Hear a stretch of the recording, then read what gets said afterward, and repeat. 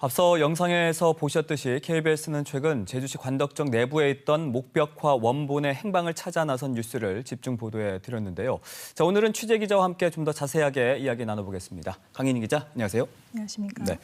자, 오늘 다시 지역 일간지에 KBS가 보도한 돌문화공원에 보관된 목벽화가 원본이 아닐 가능성이 있다라고 기사가 실렸습니다. 이 내용은 잠시 뒤에 알아보도록 하겠고요. 우선은 왜 갑자기 관덕정 복원전 목벽화의 원본을 찾아 나서기 시작한 거예요? 네, 관덕정은 우리나라 보물이죠. 조선 세종 30년 병사들의 훈련과 무예 수련장으로 창건이 됐습니다. 특히 관덕정은 과거부터 항상 그 자리에서 제주도민들과 희노애락을 함께 해오면서 그 의미가 남다르죠.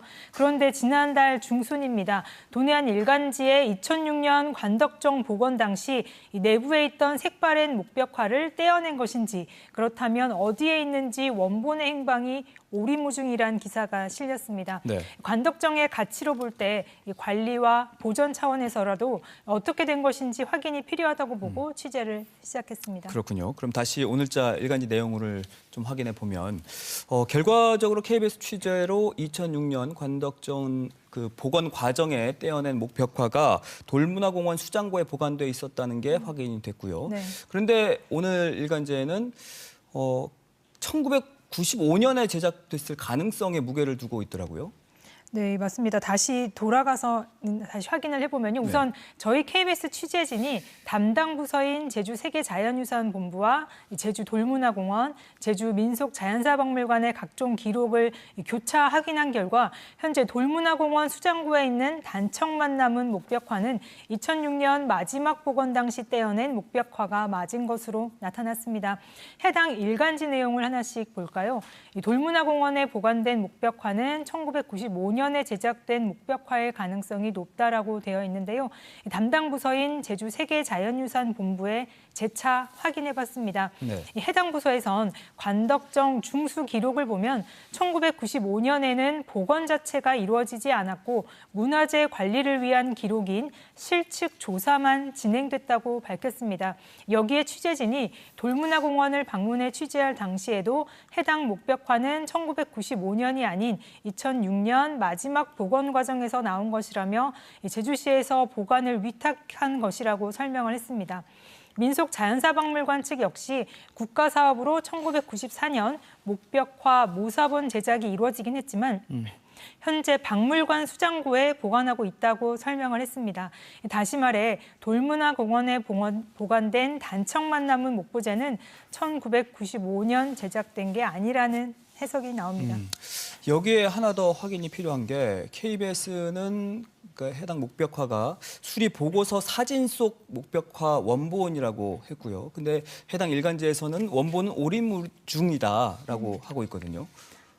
네, 당초 첫 일간지 기사에서 2006년 복원 당시 기존 목벽화를 떼어냈는지 위로 다시 덧칠해서 복원한 것인지도 알 수 없다고 했는데요. 지금은 국가유산청인데요. 18년 전 당시 문화재청 담당자를 수소문한 결과 당시 복원하며 색이바랜 목벽화는 떼어내 제주시로 이관했다는 답변을 들을 수 있었습니다. 이 답변을 듣는 데만 일주일이 걸렸는데요. 정리를 하자면 2006년 관덕정을 복원하며 기존 목벽화는 떼어낸 게 확인이 된 셈이죠. 그렇다면 관건은 이 떼어낸 색바랜 목벽화가 언제 제작된 것이냐인데요.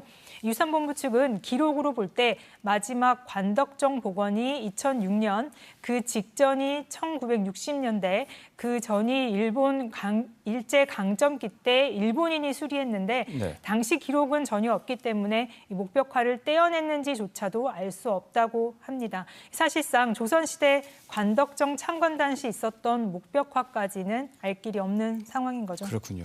어쨌든 KBS 취재진이 2006년 복원 과정에 떼어냈는지조차 몰랐던 수리 보고서 속 목벽화를 찾아냈다라는 건 또 의미가 있다고 볼 수가 있겠네요. 자, 그래서 또 제주도가 해당 목벽화의 연대 등을 실태 조사한다고 했죠. 네, 맞습니다. 어쨌든 도내 일간지의 문제 제기로 시작된 이 KBS 취재로 복원 전 목벽화의 행방은 찾게 됐는데요. 이를 계기로 다음 달 중순쯤 관덕정 목벽화 원본에 대한 첫 실태 조사가 시작됩니다.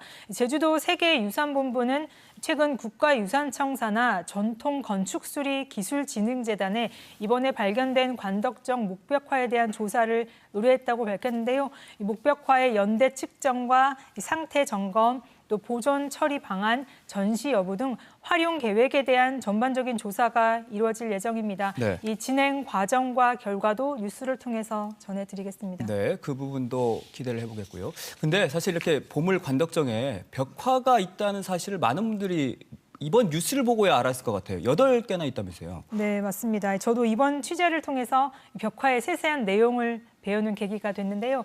이 뉴스 보신 뒤에 실제로 오가다가 관덕정 들러보시면 아마 새롭게 느껴지실 것 같습니다.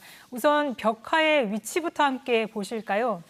모두 8점입니다. 관덕정의 남북 방향 대들보 아래 목부제 양면에 그려졌습니다. 목벽화 개수만 보면 총 4개로 8개가 아닌데라고 하실 수 있는데요. 적벽 대첩도와 십장생도, 수렵도가 각각 2개의 그림으로 구성이 되어 있습니다. 여기에 상산사후와 취과양주, 귤망거를 합치면 8개가 됩니다. 그런데 이렇게 관아 건물에 그 해당 지역의 특징을 고려한 듯한 그림이 그려져 있다는 게 참 드문 경우 아닌가요? 네, 맞습니다. 그림도 하나씩 살펴볼까요? 우선 관덕정 입구의 한라산 방향 남쪽에 있는 적벽 대첩도입니다. 삼국지 연희의 대표 전투인 적벽대전을 묘사한 그림이라고 합니다. 바다의 불길과 함께 전투 장면이 생생한데요. 누가 그렸는지 모르지만 전문가들 사이에선 제주의 바다를 지키자는 뜻이 담겼을 거란 해석을 하고 있습니다. 뒤편에는 술을 마시고 가마를 타고 가는 당나라의 인기 시인 두보의 이야기도 벽화로 표현이 됐는데요. 여인들이 애정을 표현하기 위해 던지는 것, 바로 노란 귤입니다. 보기 드물게 귤을 소재로 한 중국의 옛 이야기를 찾아 그린 것은 제주 지역 특색을 살리려고 한 취지가 엿보인다는 분석입니다. 이 밖에 진시황 때 난리를 피해 태평한 나날을 보냈다는 4명의 노인 이야기와 십장생도, 수렵도까지 생생한 그림으로 재탄생됐습니다. 이에 대해서 이재호 국립제주박물관 학예연구사는 누가 그렸는지 알 수는 없지만 그림의 양식은 조선 말기로 추정된다고 설명했는데요. 그러면서 이 말씀하신 것처럼 조선시대 관아 건물의 옛 부재도 상당히 귀하고 또 관아 건물에 직접 주제를 가지고 그림을 그린 단청 벽화는 우리나라에 거의 남아있지 않아서 가치가 특별하다고 본다고 강조를 했습니다. 네, 18년 전 행방조차 찾기 어려웠던 이번 그 목벽화가 주는 그런 메시지도 참 클 것 같아요. 맞습니다. 우선 가장 큰 과제는 기록 보존의 중요성일 텐데요. 불과 18년 전 복원 당시 기록조차 제주도 내에서는 찾기가 어려웠다는 것, 제주도 문화보존정책의 현주소를 보여준다고 할 수 있겠죠. 관덕정의 목벽화 등 이 복원 과정에서 나온 목부재 상당수와 모사본이 현재 따로 보관돼 있어서 한 곳에서 관리하는 등 앞으로 더 중요해졌습니다. 그런데 유물 보존의 기본인 한 곳에 모아 보관하는 것마저도 쉽지 않은 상황입니다. 도내 주요 공공박물관 9곳 수장고를 보니 이미 포화가 됐습니다. 기증이 있더라도 다 받기도 쉽지 않고 또 받더라도 제대로 된 관리가 어려운 상황인데요.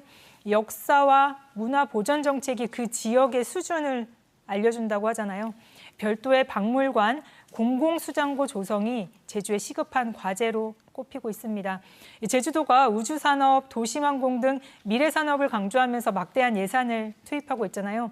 당장에는 눈에 보이지 않지만 제주의 역사와 문화를 보여주는 문화유산과 유물을 미래 세대에 온전히 전승하는 것 역시 가치가 높다는 인식 개선이 절실해졌습니다. 네, 이번 취재로 제주 유산의 가치를 생각해보는 또 우리 인식의 수준까지 생각해보는 아주 뜻깊은 시간이었던 것 같습니다. 고생하셨습니다.